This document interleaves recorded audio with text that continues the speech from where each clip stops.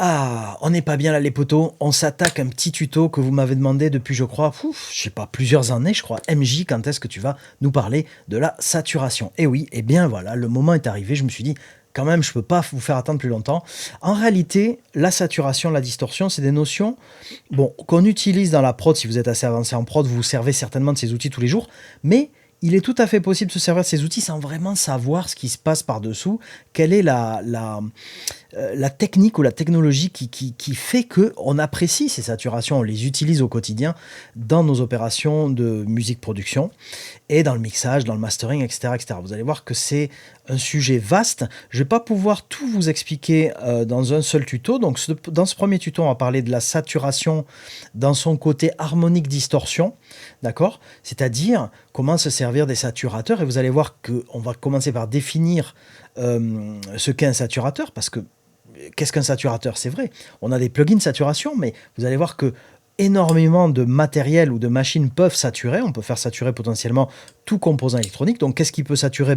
Des tubes, une bande, par exemple, un enregistreur à bande peut saturer. Qu'est-ce qui peut saturer? Des transistors, des transformers. On peut saturer potentiellement tout un tas de matériel. Et aujourd'hui, avec nos plugins, évidemment, les constructeurs ont recréé des bandes virtuelles, des tubes virtuels, des transistors virtuels, etc., etc.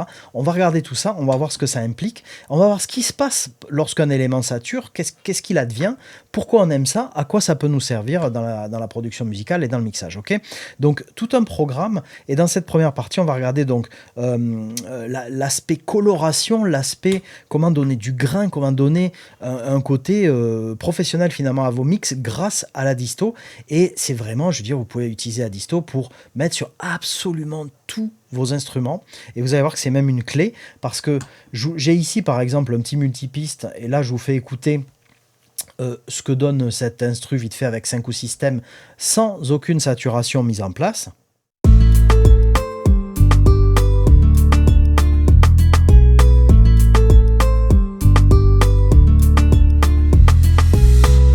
La même chose avec des distos finement réglés.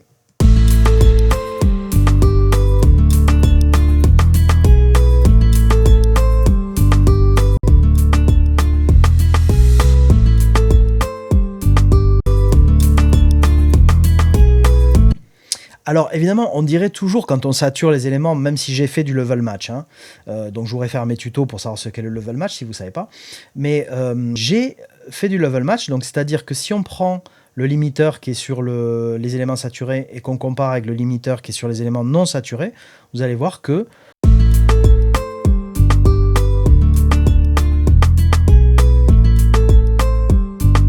vous voyez, le limiteur agit un tout petit peu. Il y a certains pics qui vont taquiner le limiteur. Et si on écoute la version saturée,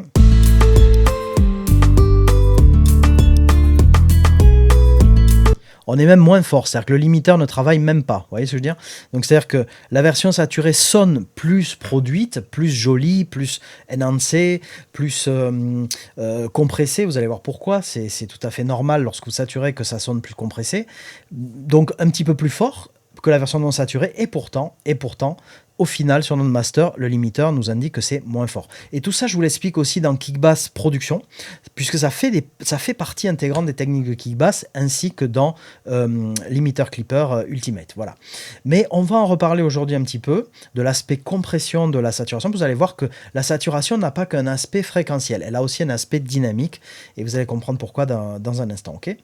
Donc je ne vous fais pas patienter plus longtemps, on va regarder qu'est-ce que la saturation, quelle est la différence entre la saturation et la distorsion, qu'est-ce que la distorsion harmonique, quel est l'aspect de compression de dynamique qui a lieu lorsqu'on sature un signal, et ensuite on va regarder un petit peu les différents types de saturation, comme je vous disais, hein, tape, tube, la différence entre ce qu'on appelle tube et ce qu'on appelle valve, les transistors, les transformateurs, etc. etc.